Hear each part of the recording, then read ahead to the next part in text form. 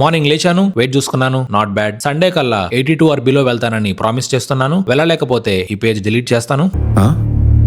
సరిపోయింది. ఈ మధ్య షోల్డర్ పెయిన్ దారుణంగా పెరిగిపోయింది, అందుకే రెగ్యులర్ గా వీడియోస్ చేయలేకపోతున్నాను, క్షమించండి. పూజ చేసుకున్నాను. బ్రేక్ఫాస్ట్ కి 3 బాయిల్డ్ ఎగ్స్ అండ్ ఒక కప్ బ్లాక్ కాఫీ. ఈ కాఫీ మెషిన్ ని బాగా డబ్బున నా ఫ్రెండ్ గిఫ్ట్ గా ఇచ్చాడు.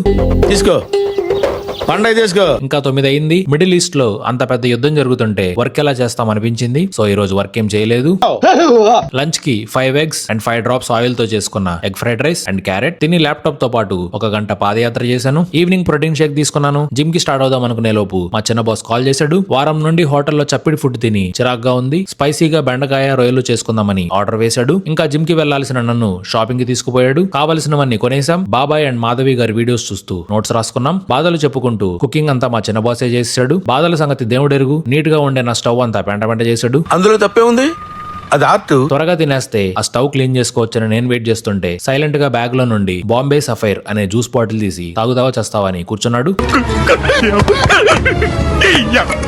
తాగను అంటే వర్క్ ఎక్కువ వేస్తాడేమోనని భయం, ఎందుకు వచ్చిందిలే గొడవ అని ఏదో చేద్దాం. డిన్నర్ కి కొంచెం రైస్, బెండకాయ రొయ్యలు. ఫుడ్ యావరేజ్ అని చెప్తే రేపు మళ్ళీ ట్రై చేద్దామని అంటాడేమోనని భయం వేసింది. బాగుందనా?